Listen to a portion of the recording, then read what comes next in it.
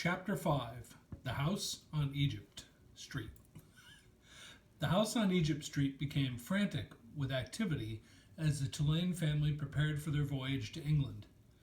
Edward possessed a small trunk, and Abilene packed it for him, filling it with his finest suits and several of his best hats and 3 pairs of shoes, all so that he might cut a fine figure in London. Before she placed each outfit in the trunk, she displayed it to him. "Do you like this shirt with this suit?" she asked him. "Or would you like to wear your black derby? You look very handsome in it. Shall we pack it?"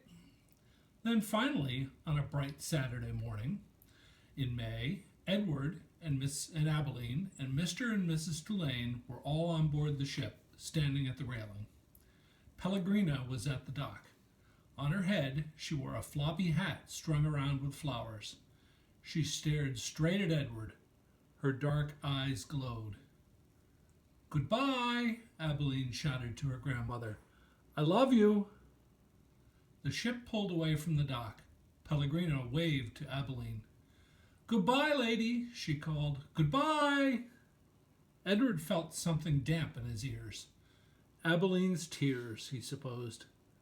He wished that she would not hold him so tight. To be clutched so fiercely often resulted in wrinkled clothing. Finally, all the people on land, including Pellegrina, disappeared. Edward, for one, was relieved to see the last of her. As was to be expected, Edward Tulane exacted much attention on board the ship. "What a singular rabbit," said an elderly lady with 3 strings of pearls wrapped around her neck. She bent down to look more closely at Edward. "Thank you," said Abilene. Several little girls on board gave Edward deep glances full of longing.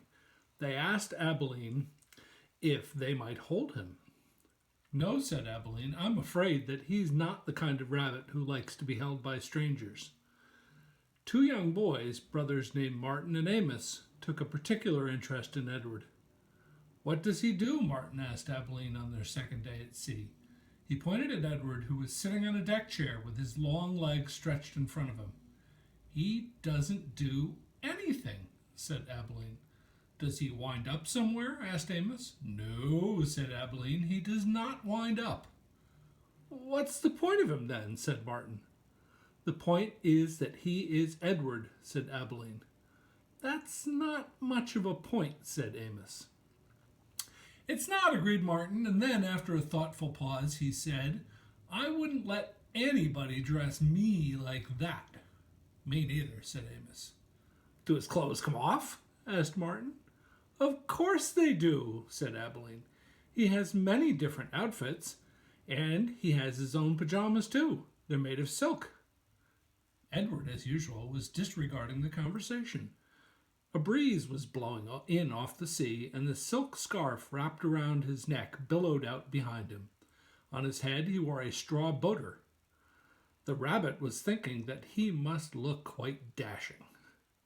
It came as a total surprise to him when he was grabbed off the deck chair, and first his scarf, and then his jacket and pants were ripped from his body.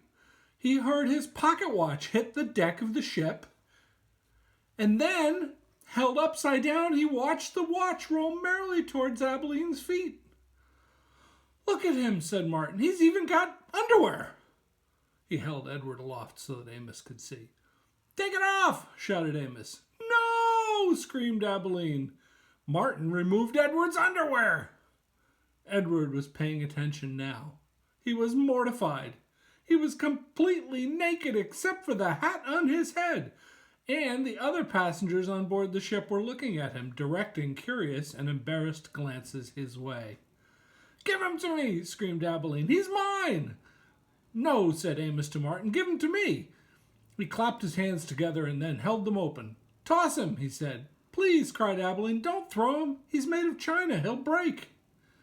Martin threw Edward, and Edward sailed naked through the air. Only a moment ago the rabbit had thought that being naked in front of a shipload of strangers was the worst thing that could happen to him.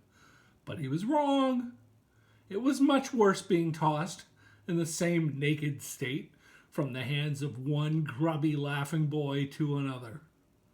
Amos caught Edward and held him up, displaying him triumphantly. "Throw him back!" called Martin. Amos raised his arm, but just as he was getting ready to throw Edward, Abilene tackled him, shoving her head into his stomach and upsetting the boy's aim. So it was that Edward did not go flying back into the dirty hands of Martin. Instead, Edward Tulane went overboard.